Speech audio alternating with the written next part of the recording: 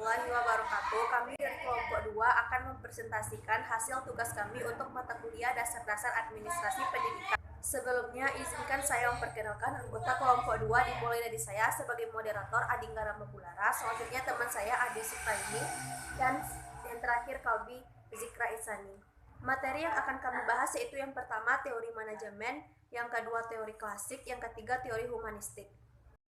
Assalamualaikum warahmatullahi wabarakatuh. Perkenalkan, saya Kalbi Zikra Isani dengan NIM 2100-2022. Saya dari kelompok 2 akan menjelaskan materi pertama mengenai teori manajemen. Pengertian teori manajemen menurut Lawrence, prinsip dan aplikasi konsep manajemen yang diterapkan oleh para pemimpin organisasi pada kegiatan rutin organisasi militer maupun organisasi untuk mencapai tujuan organisasi dan tujuan individu organisasi. Teori manajemen berfungsi untuk menyediakan kerangka kerja organisasi dalam membangun tim kerja. Dengan teori manajemen, maka para pemimpin mampu menggunakan untuk secara efektif banyak proses sistematik dan aspek motivasi dari struktur dan fungsi organisasi. Dari definisi tersebut, dikemukakan oleh Hoy dan Miska, maka teori manajemen pendidikan mengandung 3 hal. Pertama, teori secara logis terdiri dari konsep-konsep, asumsi-asumsi, dan generalisasi tentang manajemen pendidikan. 2 fungsi pokok teori manajemen pendidikan ialah mendeskripsikan, menjelaskan, dan memprediksi tingkah laku individu di dalam organisasi pendidikan. Dan 3, teori heuristik, yaitu menstimulasi dan membimbing perkembangan pengetahuan selanjutnya. Manfaat mempraktikkan teori manajemen di organisasi. Pertama, produktivitas meningkat.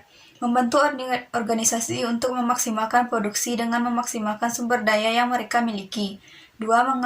Pengambilan keputusan yang disederhanakan.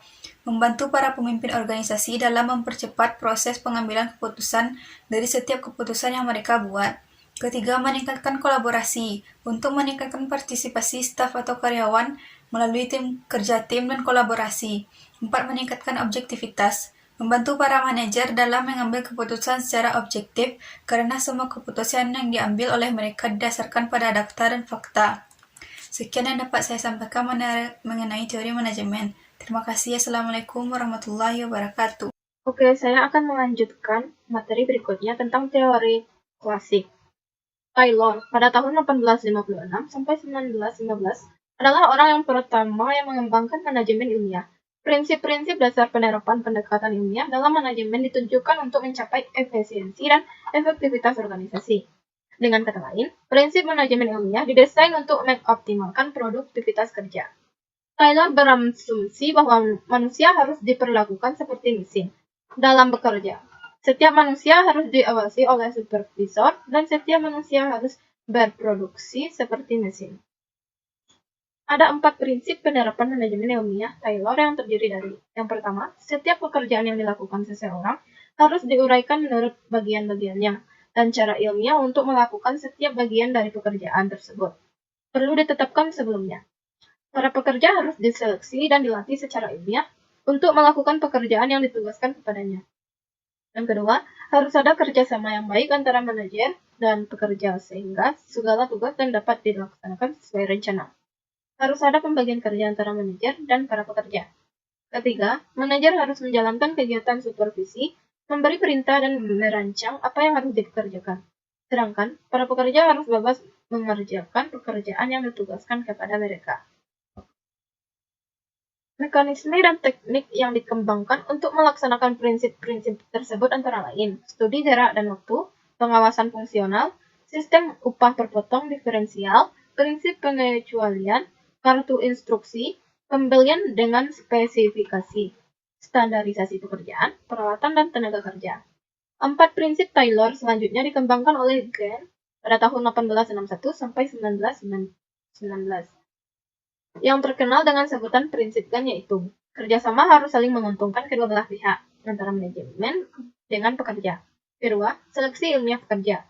Yang ketiga, sistem bonus untuk merangsang pekerja, dan instruksi-instruksi kerja yang dirinci harus digunakan. Dalam materi selanjutnya yaitu teori humanistik. Perspektif humanistik menekankan pentingnya memahami perilaku, kebutuhan, dan sikap manusia di tempat kerja, interaksi sosial, dan proses kelompok. Selanjutnya kita akan membahas 3 kajian perspektif humanistik. Yang pertama, Gerakan hubungan manusia atau Human Relation Movement didasarkan kepada pemikiran bahwa kontrol paling efektif berasal dari kontrol ketat dan otoriter. Gerakan hubungan manusia merupakan gerakan pemikiran dan praktik manajemen yang mengutamakan terpenuhinya kebutuhan dasar pekerja sebagai faktor terpenting dari meningkatkan produktivitas kerja. Yang kedua yaitu perspektif sumber daya manusia adalah perspektif manajemen yang menyatakan bahwa pekerjaan harus dirancang guna memenuhi kebutuhan tingkat tinggi dari para pekerja dengan cara memungkinkan mereka menggunakan potensi sepenuhnya. Perspektif sumber daya manusia tetap berfokus pada partisipasi pekerja dan kepemimpinan yang bijaksana, namun penekanannya bergeser sehingga mencakup tugas harian pekerja. Yang ketiga, perspektif ilmu perilaku bagian dari perspektif manajemen humanistik yang menerapkan ilmu sosial dalam konteks organisasi dengan mempengaruhi teori-teori dari ilmu ekonomi, psikologi, sosiologi, dan disiplin ilmu lain. Pendekatan ilmu perilaku atau behavioral science approach menggunakan metode ilmiah dan memanfaatkan sosiologi, psikologi, antropologi, ekonomi, serta disiplin ilmu lain untuk mengembangkan teori mengenai perilaku dan interaksi manusia dalam konteks organisasi. Baiklah, sekian presentasi dari kelompok 5. Mohon maaf apabila ada kekurangan dan penyampaian materi dari kami. Terima kasih atas perhatiannya. Assalamualaikum warahmatullahi wabarakatuh.